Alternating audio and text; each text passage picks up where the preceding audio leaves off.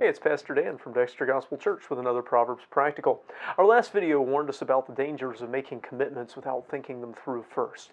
This next verse speaks of the wisdom of authority enforcing morality.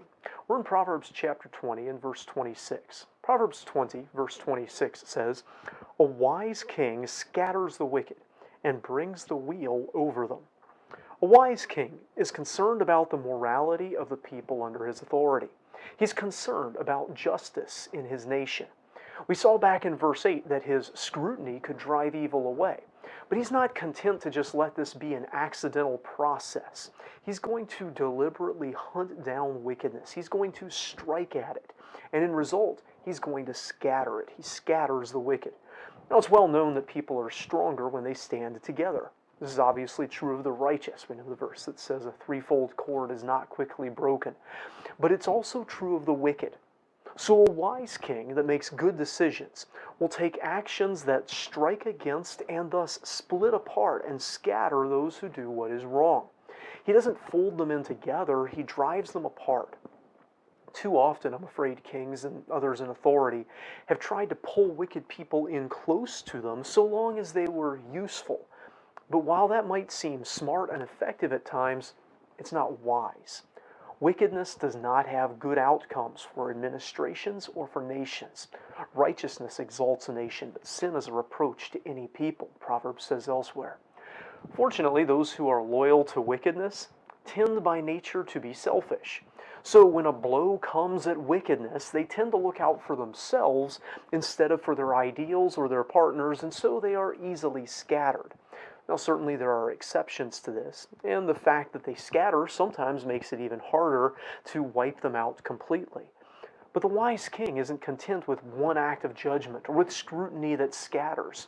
He's not content with making the wicked ineffective. He's going to try to eradicate them. He's going to try to eliminate wickedness in his kingdom as much as he can. He's going to be concerned with justice and righteousness. He will act with severity to stomp out wickedness. And that's the idea of that second part of the verse about bringing the wheel over them. This could be the wheel that was used in threshing, or it could be the wheels of a chariot on the battlefield.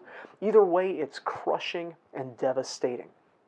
When the wise king finds real wickedness, he does not stay his hand, but acts in effective judgment to eradicate that wickedness. Now, it may seem more expedient at times to be focused on prosperity or on strength rather than righteousness, even if it means putting up with a certain amount of wickedness or wicked people.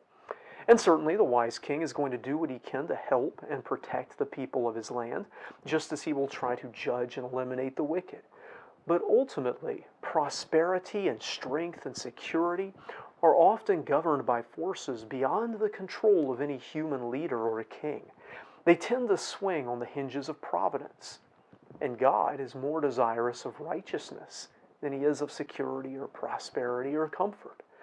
So the wise king prioritizes morality in his rule, setting an example that draws people to God, and as the emphasis in this verse shows, actively working to diminish both the effectiveness and eliminate the actions of wickedness. He will bear the sword of judgment and use it for righteousness. I hope this video is a help to you. If it is, we'd love for you to stop by and tell us in the comments or subscribe to our channel for more content like it. We'd love just as much to have you come by and visit us here at Dexter Gospel Church. Until next time, I hope you stay well and act against wickedness under your authority.